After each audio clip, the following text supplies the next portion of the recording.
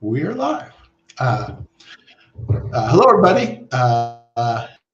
This is Dr. Centeno again here, and another Facebook Live. As usual, and a little different today. Usually I give sort of a 10-minute brief talk about something, and then we open it up to Q&A. Today, we're going to focus on really a conversation with two neuropsychologists who happen to be married, who are sitting there in their home, because this topic of is it craniocervical instability or my neck or something in my neck or a concussion or brain injury comes up a lot.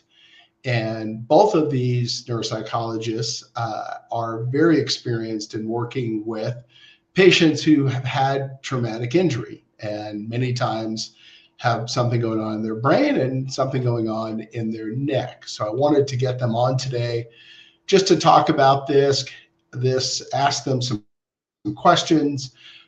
So Dr. Rusk and Dr. Schmitz are neuropsychologists. And guys, I'll just let you guys explain your training. What is a neuropsychologist for those who might not know? Go ahead. You go first. Okay, so a neuropsychologist is typically trained as a clinical psychologist and get their doctorate in that field, and then spend 2 years in a postdoctoral fellowship position studying the brain and how it works when it's been damaged. If you think of neuropsychology as a combination of neurology and psychology, with the neurology being the hardware of the brain, the nerve cells, the chemical connections, the electrical connections, the blood supply, all of that is the hardware of the brain. And that's the neurology part. The psychology part, of course, is the programming, the software. So two people can watch a movie and have completely different opinions about what the movie was like because their software is different. So neuropsychology combines both the hardware and the software when we assess a patient. Gotcha. So that's a great way to put it, because I think most patients think of psychologists as just the software, but you guys are also focused on the hardware, which leads into another question, right? So you guys do neuropsychiatric or neuropsychological testing. So what is that? Is that ways to test the hardware maybe? Sure, and the software. Both. Neuropsychologists see patients who are starting to or have experienced a change in their thinking, typically because of some type of traumatic event. Automobile crashes and falls are the most common thing that can happen to a head that impacts the brain, makes it stop working right. Of course, there's poisonings, there's lots of different other ways. There's dementia, there's degenerative conditions. So there's lots of ways the brain can get hurt or stop working effectively. Neuropsychologists look at the patient, meet with them, meet with their family members, talk to them about what's happened, and then we provide them with some neuropsychological testing, which measures how their brain is functioning. You want to talk about how that gets measured with normative standards and things like that? Okay. So I have a little different approach. So brain function test. Right. So brain function tests are, we've given tests to basically a big sample of the people in this country, and we've found out how they process each test, and we developed norms for those. So we know that if we give someone a memory test, we know that the average person is going to remember 7 items of a 10-item list. When we test a patient, we look and see if their test results are pretty much similar to what most people do, or if they're out of the norm. This is what medicine does. If you take your temperature, and we know that most people are right around 98.6. If your temperature is up to 103 or 4 or 5, we know that you're outside of what's normal and we can make adjustments to treat that. Same thing with neuropsychology testing. And the numbers and the results of those tests look different depending upon, and the patterns look different depending upon the conditions we're looking at. So Dr. Schmitz was just talking about concussion or brain injury or slip and fall type injuries. Patterns of neuropsychological test results look very, very different if you've had a diagnosis of Alzheimer's disease or Lewy body disease, or you feel like you're getting some memory problems and you're not sure what they are. So we're really into pattern recognition, really, as detectives. So that's an interesting one, right? Because I think a lot of people that are watching and are going to watch this are in this place where something's happening with their brain, right? They have some brain fog. Maybe they had a traumatic injury. They're not sure what's causing it. And they're probably afraid that it could be due to some awful disease that's more systemic and much more long-term. So can you tell from neuropsychiatric or neuropsychological testing the difference between, let's say, brain fog due to diffuse Lewy body or Alzheimer's and a traumatic injury? Is that possible? Sure. Well, that's just what you were saying. You want to talk about those patterns? Well, there are neuropsychological patterns in post-concussion syndrome. Some of them overlap, right? So we might speak about different domains of cognition, like learning, memory, attention, and focus. And as your listeners are listening, it's important for everyone to kind of get a sense of what is my attention like, what is my concentration like, so that while we're talking, the listeners are getting a sense of their own learning capacity, memory capacity, if they're having challenges in areas of attention, focus, visual skills, spatial skills, balance skills. And the reason I'm saying, do I have trouble? Maybe people have difficulty planning and organizing or strategizing. I'm sharing that with you because those are the domains of cognition, of thinking, that we study and we look for patterns in. So, for example, in post-concussion syndrome, there's slowed speed of information processing, there's inefficient attention and concentration, and there's executive function tiring. So people really, it's a big strain to focus. They also have memory complaints. So there's some overlap, for example, in post-concussion syndrome or some TBI symptoms and Alzheimer's disease. But there are certain characteristics that would, for example, make Alzheimer's disease or Lewy body disease look different. Like in Alzheimer's disease, there's very rapid forgetting. People forget very, very quickly. And of course, we're generalizing because it's very, very deep work. But at least we're giving the listener a sense that patterns are different in different illnesses. And I'm happy you mentioned the word brain fog. So let's talk a little bit about brain fog, because that's a big one, especially in this patient population. So maybe define that a little bit for me. You probably have a lot of people walking in with brain fog. So what is brain fog? I'm going to get this question. Is that okay? Sure. Okay. So the reason I'm enthusiastic about this question is because I really don't like the term. It's a colloquial term that doesn't mean very much. It just means, geez, it means a lot to who is experiencing it, but it really is a difficult term to define operationally. It's not a scientific term. So when someone comes to us and says, I have brain fog, it's up to us as clinicians to really discern what that means, right? A lot of your patients probably say that as well. Mine do too.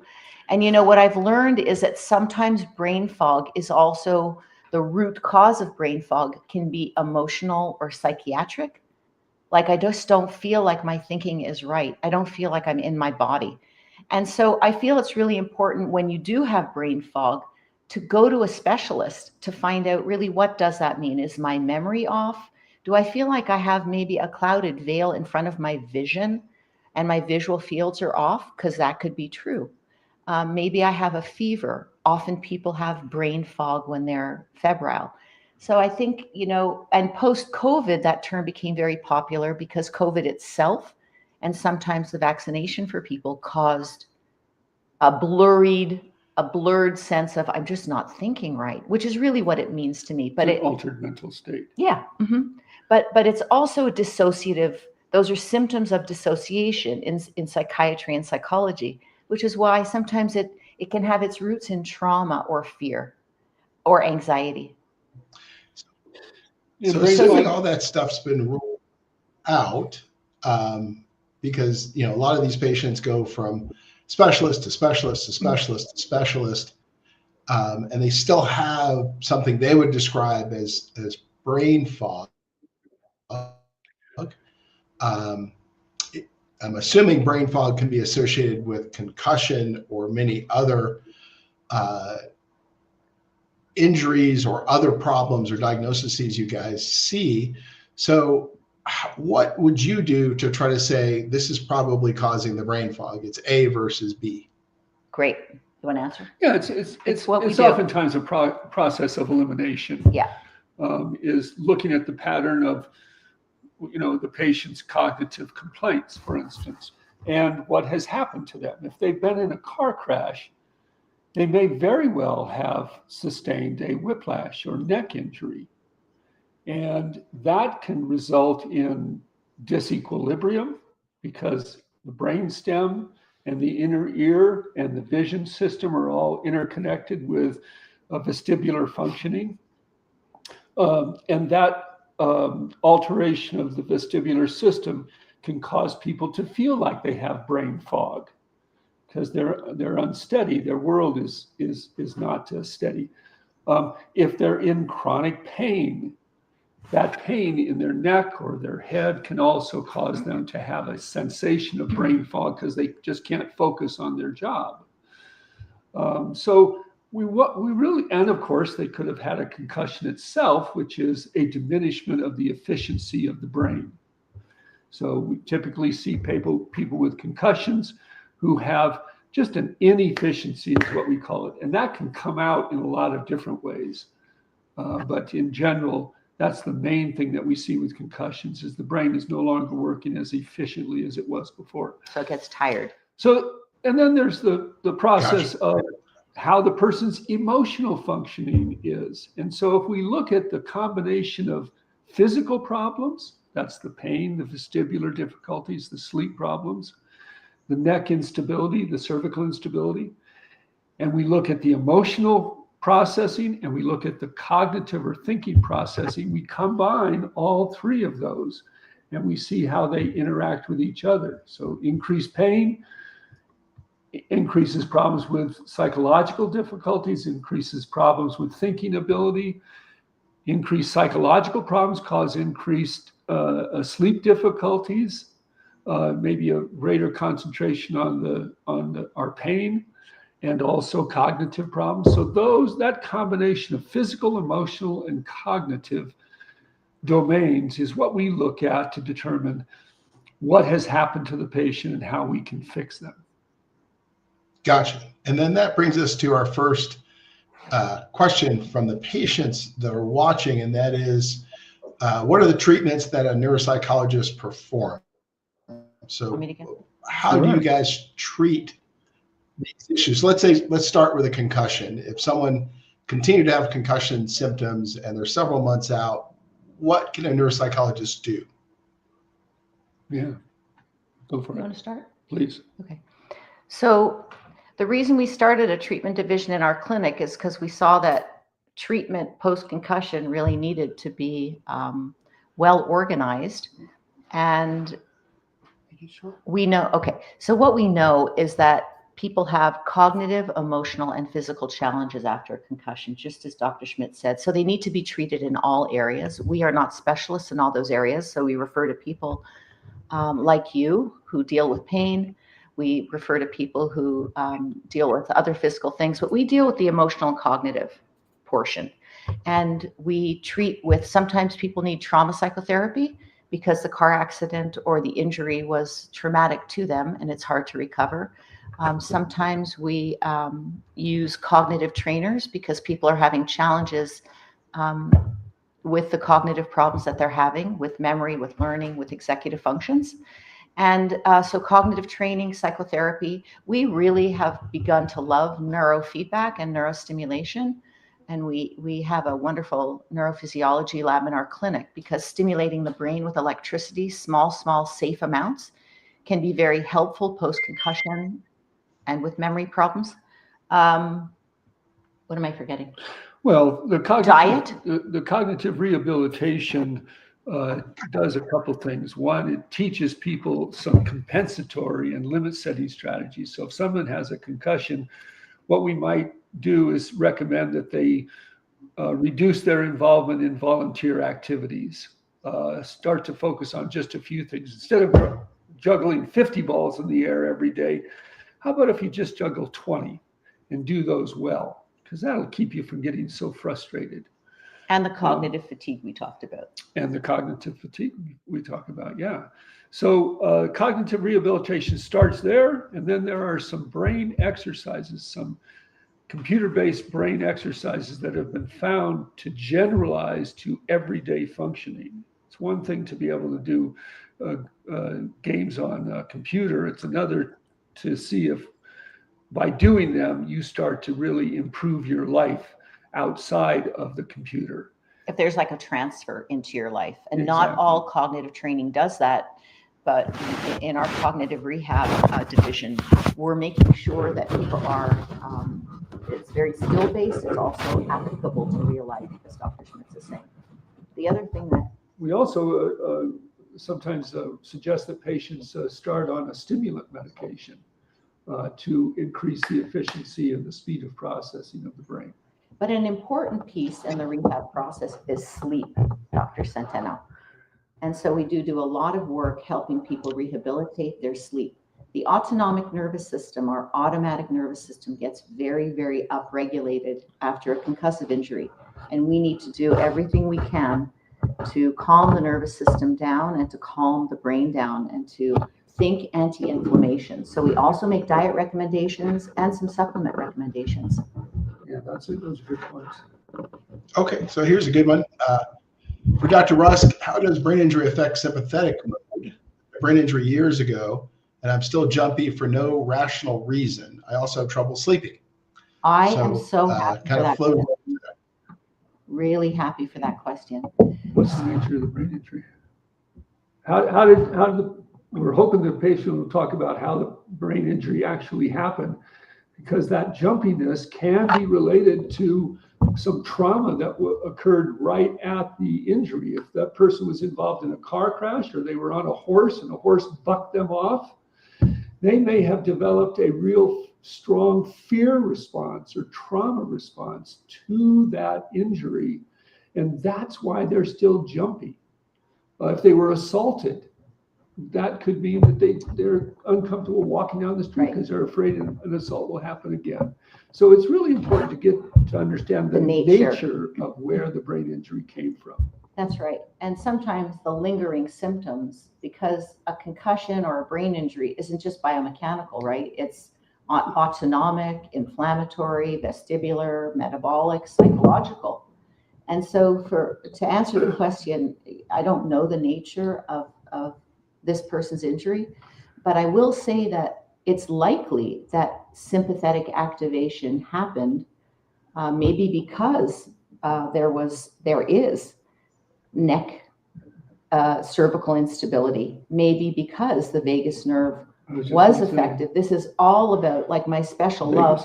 This person knew that, my real special passion project over the last 10 years has been the vagus nerve and the role of the vagus nerve in moderating and modifying our autonomic nervous system. And this listener is asking about sympathetic mode, which can very well be dysregulated because of the injury. And there are many things that people who feel agitated, dysregulated can do. First of all, find out maybe if indeed they do have still physiologic symptoms like increased heart rate, or check out your own heart rate variability if you have a smartwatch, or just do some vagus nerve stimulation exercises, either with a device or you can come to my vagus nerve groups. And the purpose is. And the reason I do my vagus nerve groups is because post-injury, during illness, post-COVID, there are many reasons the vagus nerve loses tone. It loses its capacity to be regulating for all of our viscera. And of course, the vagus nerve is talking to the brain much more than the brain is even talking to the body. So the body is always speaking via the vagus nerve 80% of the time. What's happening in the body? Am I safe? How are these organs doing? What's my heart rate like?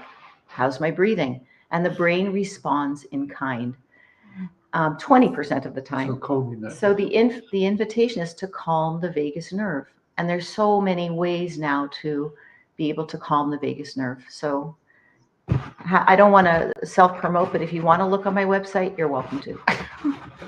Yeah. So I can put that in the description. But let's talk a little bit about vagus nerve treatment. So what would you do in a vagus nerve group as far as vagus nerve treatment? Mm-hmm. Well, I do a lot of practices on Instagram and TikTok. You'll see a lot of hacks. And hacks are little things that we can do to change our biology quickly. And I'm not a hacker. I want to say that I believe in slow medicine, the slow medicine of changing the autonomic nervous system, which is the vagus nerve's responsibility. And a big piece of changing the vagus nerve is being able to find breath that is calming, a longer exhale than an inhale, like a 4-6 breath where you inhale for 4, exhale for 4. There's some vagus nerve stimulation exercises that you could do to the tragus auricular stimulation, where you stimulate the ears, and these correspond to Eastern Chinese medicine points for regulating addictions and creating calm for people. So self-massage of the ear can be very helpful.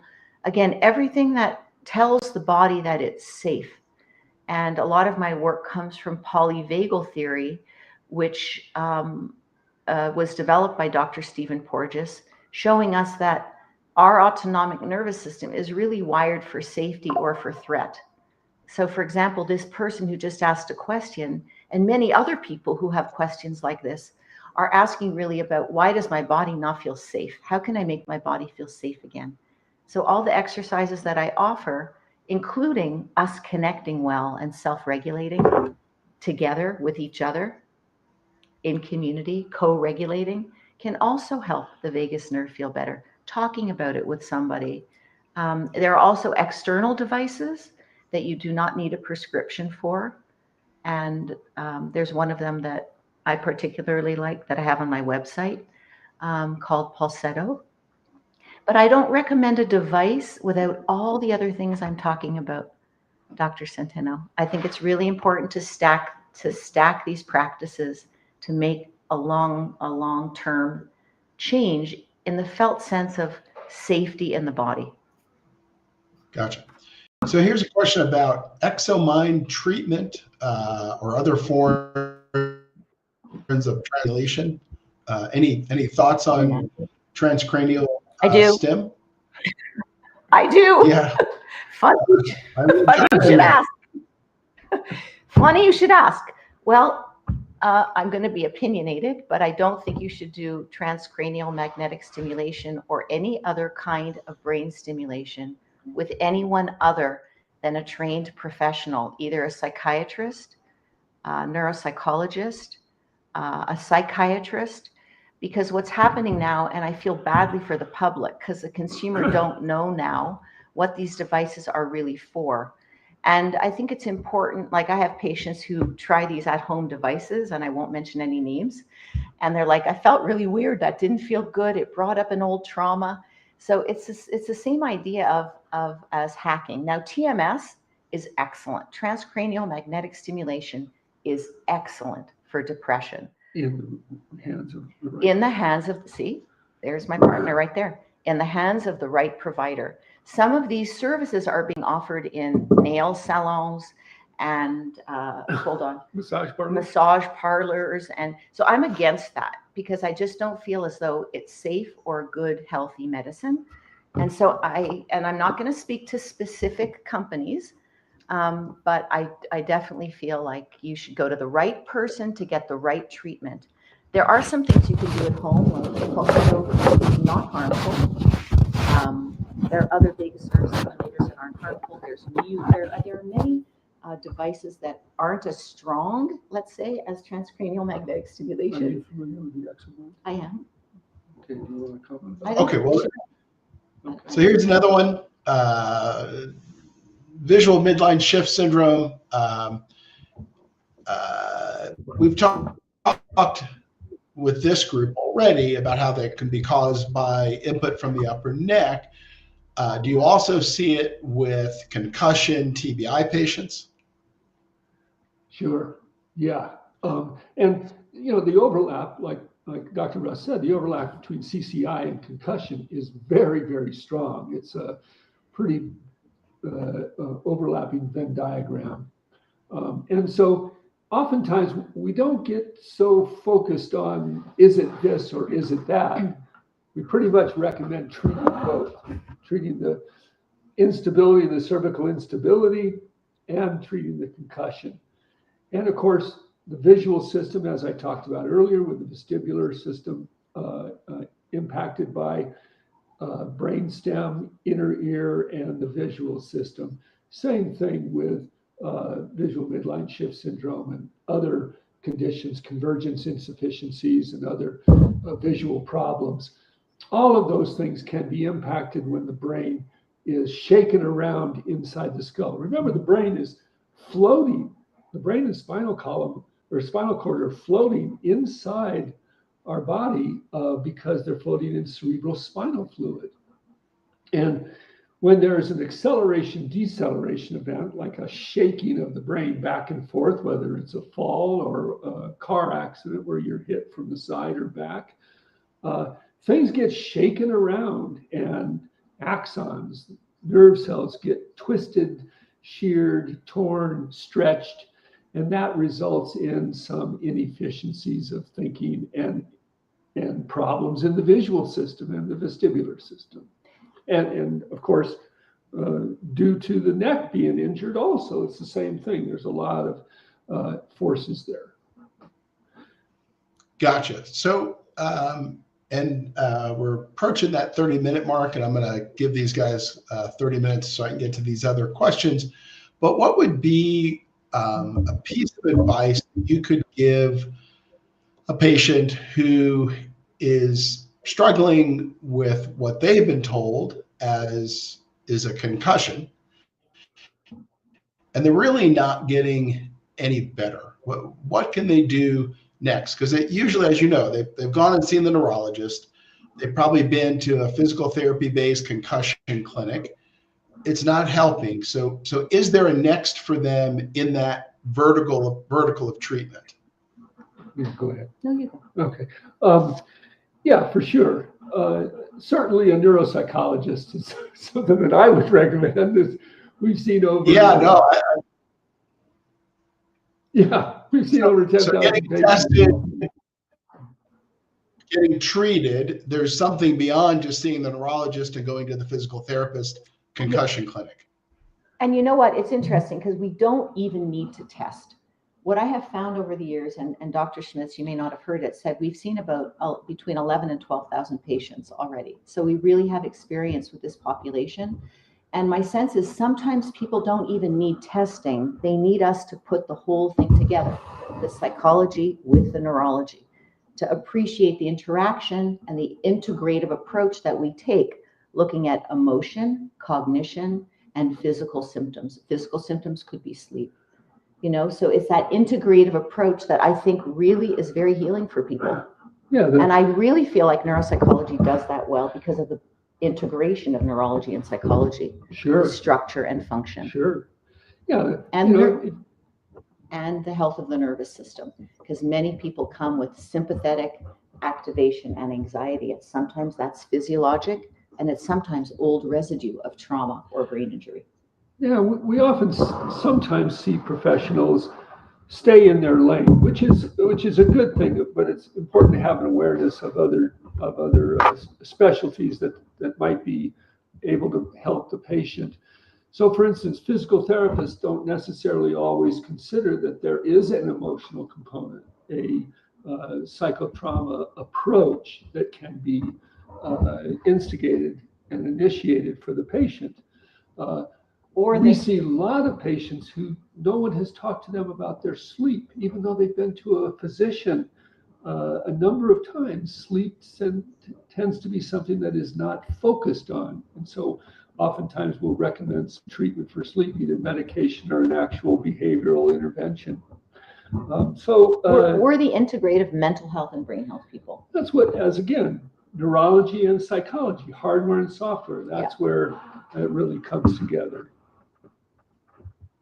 Okay, well, that sounds great, guys. Thank you so much for spending the time on a Sunday morning, and I will put your information in the notes or the description for this video, so people can reach out. And you know, a lot of these patients are all over the country or all over the world, so you know, hopefully you'll have some resources for them that might be local as well if they're not from this area. Guess what? So we can treat people in other states too. 42 states. That's right. Our doctors are licensed in other states. So. Gotcha. But Dr. Centeno, before we close, I want to thank you, because actually we talk about you in a very just incredibly respectful and honoring way, and refer people to you because we feel like you're really just such a top-notch leader, and Certainly. we're so honored to know you. And leader in the field of CCI especially. So thanks very much for inviting us, Dr. Centeno. Okay, thanks, guys. Okay. Okay, so let's start getting to some questions. I did want to spend a little time interviewing two neuropsychologists for the price of one there. They're both married, if you could tell, and wanted to get some of those patients' questions answered first. And now we'll go to sort of the routine Q&A here. Do patients who have experienced relief from taking low-dose naltrexone or LDN have the same chances of responding well to a PICL? I don't see any difference. I think the biggest issue we see with LDN is merely that it creates a marked increased need for anesthesia, and that can create some issues. And then at some point, we have to get the patient off the LDN, meaning LDN is not a lifetime drug, or at least it shouldn't be if we can solve the problem. But I don't see a big difference in the overall outcome other than those issues. How much better is platelet lysate than Lysate PRP or D5W in treating nerves? Yeah, it's a good question. Platelet lysate is different than either one of those. D5W is going to have a little bit of a neurolytic effect, meaning it's going to calm down the pain component of a nerve, but not really help the nerve regenerate. Platelet-rich plasma can help the nerve regenerate, and platelet lysate can as well. So they're kind of in the same category. And then if we go to the next step and start thinking about the difference between platelet lysate and PRP, that's really going to be platelet lysate tends to be more anti-inflammatory and regenerative, whereas PRP can be more pro-inflammatory and regenerative. So that's the big difference there. Do you treat CCI 1C, alar ligament, transverse ligament at the same time? We treat a lot of CCI 1C, and we can treat the alar transverse ligament at the same time, as well as the many other ligaments that get treated with 1C. So 1C is going to be skull sliding on the neck. So you're going to have to treat that alar ligament to help that skull to C2 sandwich effect. Sometimes we'll pick up the apical ligament for the same reason. In addition to that, you've got to get the ligaments anterior to the 0-1 joint. The only way to do that is from the front. And then the ligaments posterior to the 0-1 joint And you can also treat things like the posterior atlanto-occipital membrane and nuchal ligament. So a lot going on in treating 1C. Hello, Dr. Centeno, you mentioned prolotherapy is 20% on the exterior. What's the success rate for external PRP? I'm not sure what that question is referring to. You may be referring to, just getting over a cold here, guys. This question may be referring to treating a type 2B craniocervical instability, or AAI, where C1 is sliding laterally on C2 due to a lax alar ligament. And it's going to be the same whether it's prolotherapy or PRP. It's only going to be about a 1 in 5 chance of helping that through posterior injections versus something like a PICL. So I think that's what this question is referring to, but I'm not 100% sure. Julie, I didn't get to this one, and I didn't think they would have a good sense of it. So I didn't think this was one that they would really be able to conceptualize, because they don't really deal with things like the impact of a retroflexed dens. I don't think a red light laser is going to get anywhere close to the medulla or the spinal cord, just because there's too much bone in the way. Nor do I think MLS lasers are going to work there. It's just not a good application for that kind of technology. Now, that kind of technology may be able to help with some of the more superficial problems, but it's not going to be able to penetrate through large bones to get into the areas of the brainstem or spinal cord it's going to need to get to. How long after hitting head and neck do CCI symptoms start? Usually pretty soon. But we also have seen patients who have a big injury, they seem to recover, and then they become sort of a camel's back, the straw that breaks the camel's back type issue later. So let's say they have an injury when they're younger, it kind of recovers, the ligament's a little bit more lax, but it's weakened, and then they get something else happens that isn't so bad and sort of pushes them over the edge, or the straw that breaks the camel's back. So we see that as well. Hello, Dr. Centeno, I get symptoms turning my head left, lifting my head up, and dropping my head back. My DMX showed translation C2, C3 down, but normal overhang. Where could the rotation symptoms be coming from? Could it be CCI 1 type 1C, or could it be the facets or the muscles? So if you get symptoms with turning your head, that's usually going to be more of a type 2B or rotational instability at C1, C2. If you get symptoms with dropping your head back, that could be more that CCI type 1C. And so that's going to be treating the alar ligament for the type 2B, and for the 1C, all the ligaments we've already talked about, but the ones in particular there would be the anterior AO ligaments on the front of the 0-1 joint. If your DMX show translations at 2-3 but normal overhang, then it may not be a type 1C at all. It may be a type 3B, where C2 is going backwards on 3 when you bring your head back. So that's something else to look at, whether or not there's a CCI type 3B there. Let's see, isn't brain fog a symptom of CCI? It is a symptom of CCI for sure.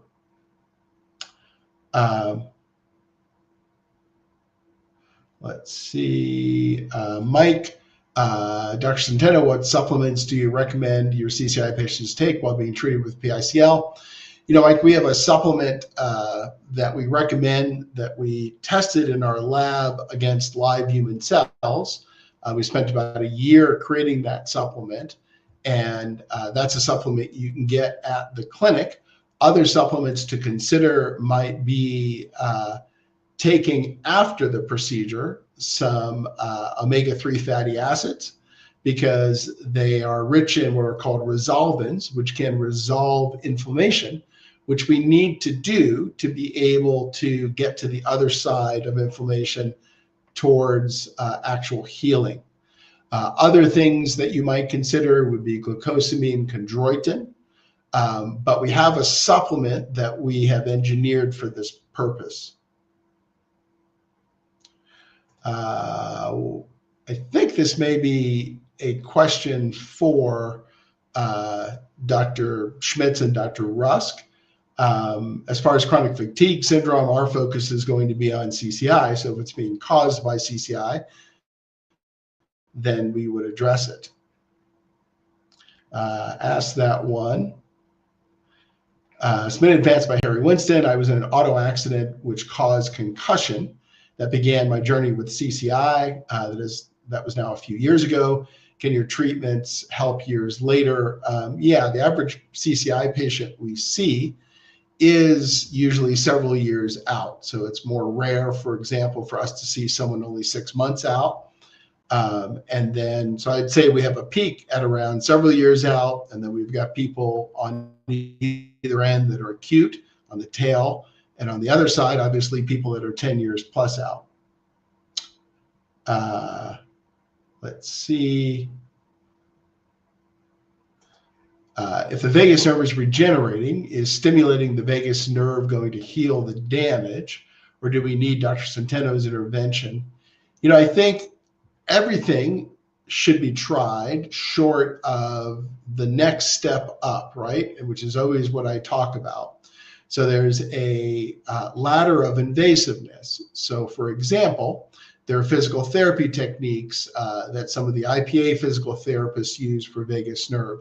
That would be something great to start with. There are vagus nerve stimulators that you can try that are going to be a very low invasive thing to do.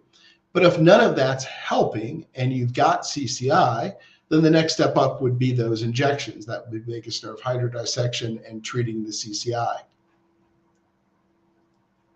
Let's see here. How do you distinguish if the symptoms are coming from cervicogenic headaches due to whiplash, or is it something else like ALR and anterior ligament laxity? My country doesn't seem to have a DMX. Yeah, so the first component of that is determining on movement-based imaging. So that would be flexion extension MRI, or even going to the YouTube channel and looking up the video on how to use regular X-ray to get DMX-like views. There's actually a video there that you can give to your local radiology center, and they can try to get the same views for us. And if you've got CCI based on that movement-based imaging, then we are suspicious that these symptoms may be coming from your neck. Now, obviously, you have to do a hands-on exam in order to confirm that. There are things we're looking for in an exam that tie those two pieces together: the imaging, the symptoms that the patient's having, and the physical exam itself. But the first step is getting that movement-based imaging always. M. Purple, Dr. Centeno, what's the cause for lumbar desiccated disc? Do they generate pain? What are some indications that pain is coming from disc versus facets in the low back? Desiccated discs are part of the normal aging process. They're like wrinkles on your face. So they don't necessarily cause pain. Now, they can indicate a sloppy segment, and we can look for clues, other clues, to see if that segment or that level is causing pain.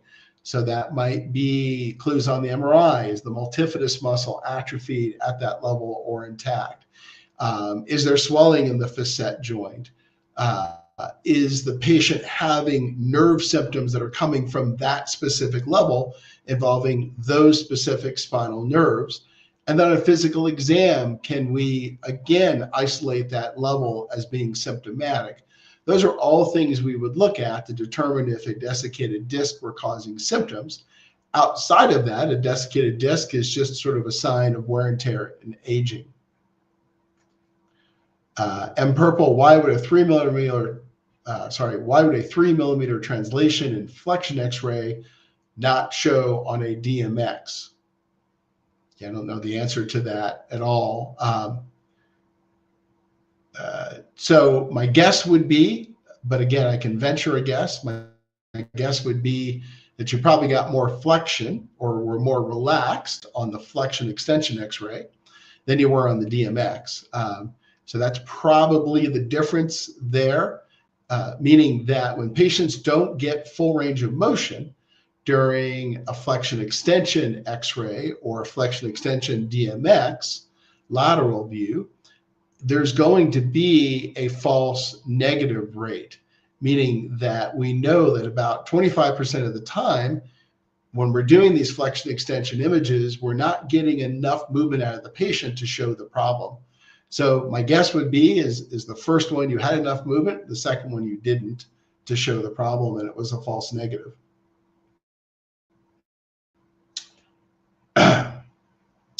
Vero, is it okay to stretch the neck if we have CCI? What about isometric exercises? So isometric exercises would be generally better if you have CCI than aggressive stretching of your neck. Did I miss the neuropsych doc's tongue? How do they distinguish CCI from brain injury?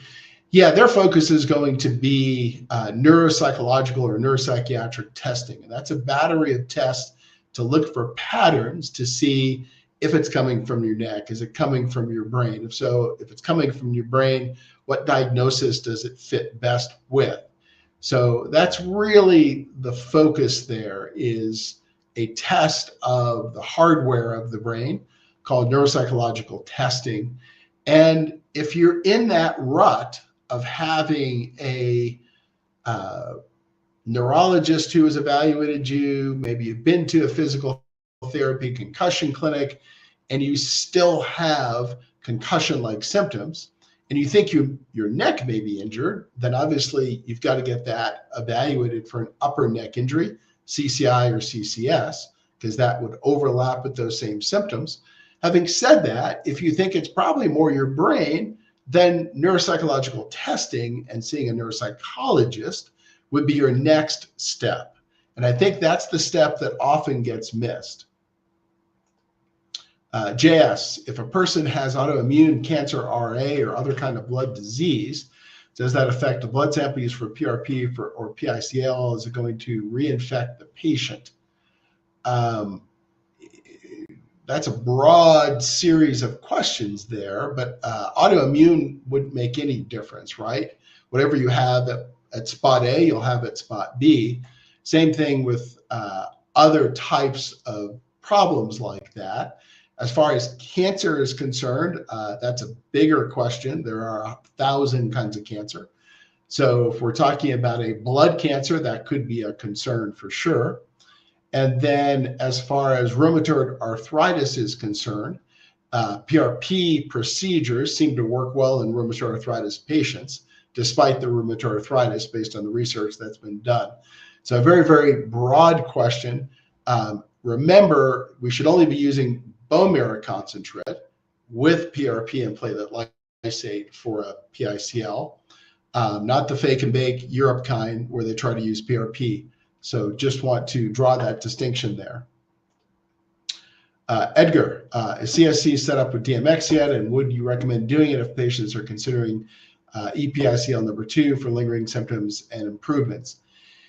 Yeah, so we should be ready to go by January 1. I've tasked staff with that. We do have the machine in place. And so hopefully we'll be able to get all the testing and all the bugs worked out this next couple of weeks and get to early January start date. If you wanted to try to do a DMX just to follow up, we can certainly do that. But there really isn't a need to get the X-ray exposure unless we're looking for something specific.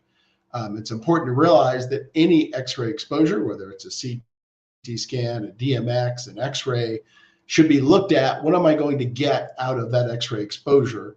And we want to make sure that it's information that might change the treatment plan. JS, those suffering from CCI for years, maybe, is it possible they might have CCI trauma to cause a psychological problem that they might need a therapist? Oh, sure. Yeah, we see lots of CCI patients that have been in pain for a long time. They've had problems functionally. Obviously, they have a hard time getting along with family members because they're in pain, because they're not sleeping, because they may have other issues. So seeing a psychologist is always a good thing if you think that that component has started to run out of control. It's also important to understand that I think many CCI patients become movement and fear adverse, and we don't want that when we start on the road toward recovery. We want to start moving more. We want to start doing things that we haven't done. And that's the whole rationale behind treatment. And I think, again, a lot of CCI patients tend to be movement and fear adverse because they've been told just by others or even in their head, if I move, I get more symptoms, so I'm going to stop moving. But we do need that movement to get better. Edgar, is type 2B considered AAI or CCI? C1 tend to rotate out of alignment with overactivity in patient or in PT, which ligaments should need to be treated. I had EPICL with about 20% improvement concerning number 2. It's AAI. Now realize AAI, CCI is kind of the same thing, right? If we're looking at the Venn diagrams from high school, you got the large circle is CCI, and then within the large circle of CCI, you've got AAI. And all AAI means is it's C1, C2. A type 2B is C1, C2. So a type 2B technically is AAI, but I don't care what you call it. You could call it CCI as well. I came up with a typing system because type 2B is now another circle within AAI.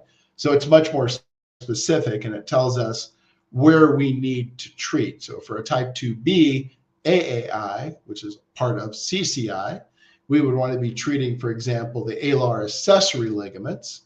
And yes, it almost always takes more than one treatment for sure.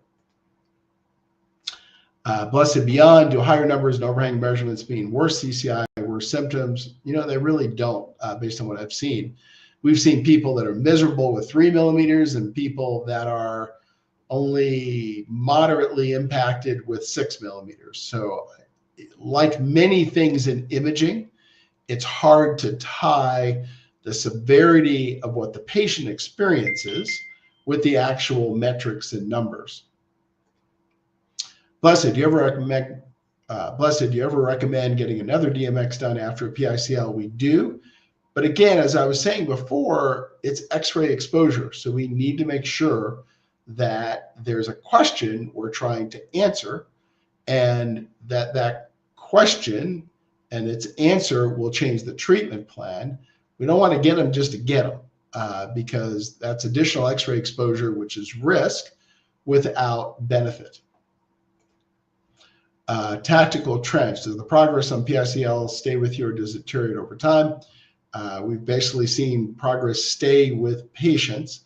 Now, they can certainly ebb and flow as they go through the recovery, but in general, once they've attained that progress and it's stable, it generally doesn't deteriorate unless something else happens.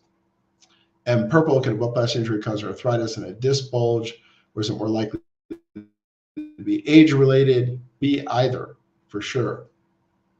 You mentioned platelet dose is king with PRP outcome. How do you calculate that for each patient? Yeah, it's based on age and what it is we're trying to accomplish. So for example, for someone my age, 14 to 20 times concentrated in a knee joint would be great. You could get away with 10 times concentrated in a ligament. Now, if you take that and you apply that now to a 20-year-old, totally different picture, 2 to 3x.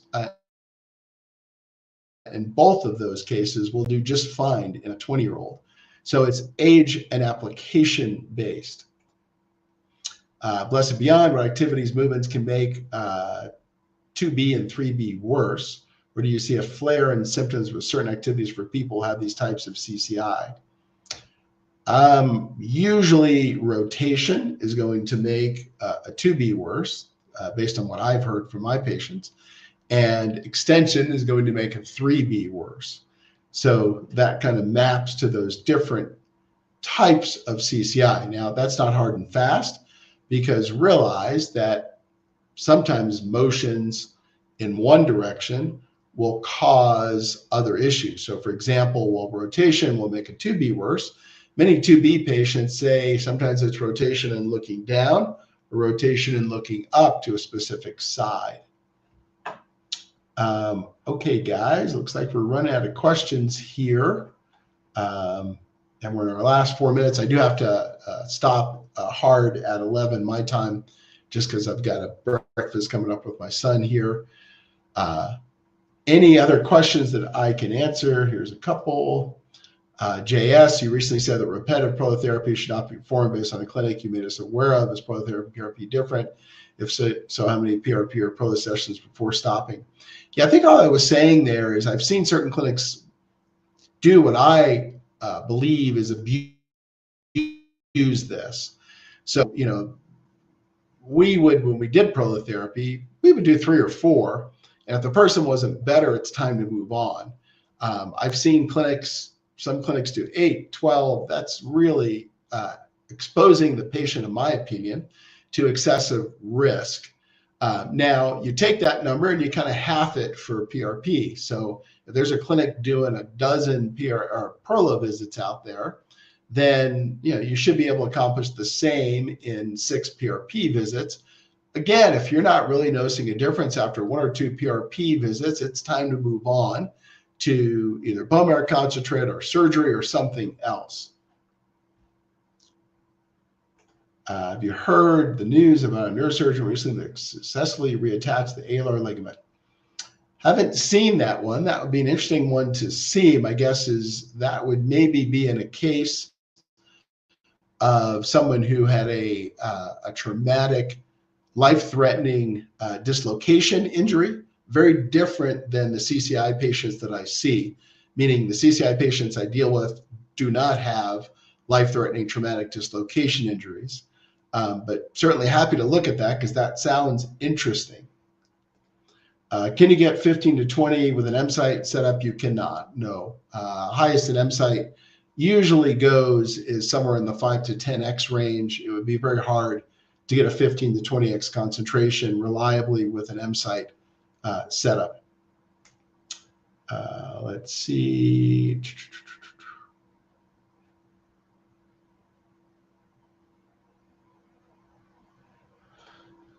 Blessed, do you recommend Todd Ball's exercises after PICL or the exercises we have online?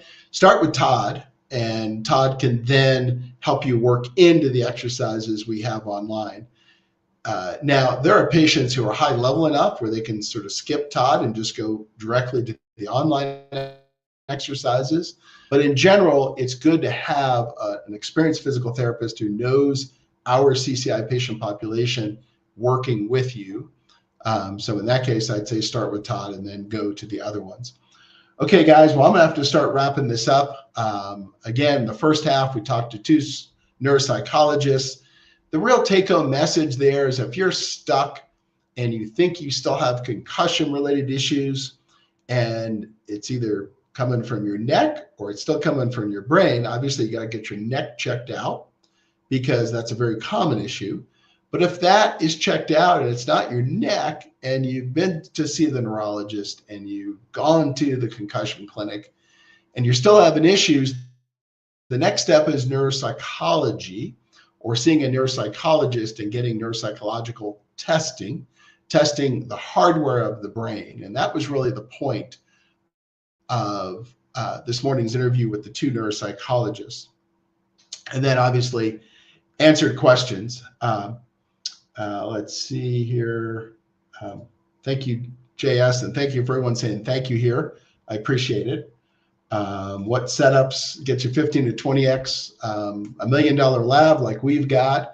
The Regenix machine is the only one I know. The Regenix actually has a kit that can get there, but you have to be a Regenix provider to do that, and we don't have any Regenix providers that are doing this work. They're not permitted because they don't have the training. So again, we've not trained anyone to do a PICL procedure. That's fiction if that's what you're being told. So it's either the Regenix kit can get that high or a lab, but those are the only ways to get that kind of concentration. Thanks so much, guys. Great to see you all here today. And I'll be back next week. I think I'm interviewing Todd Ball next week. I'm not sure, but I know he's coming up for an interview. So we'll do the same thing there, about 30 minutes of Q&A with Todd, and then I'll get into my routine Q&A. Thanks so much for taking the time today, guys, and I will see you next week.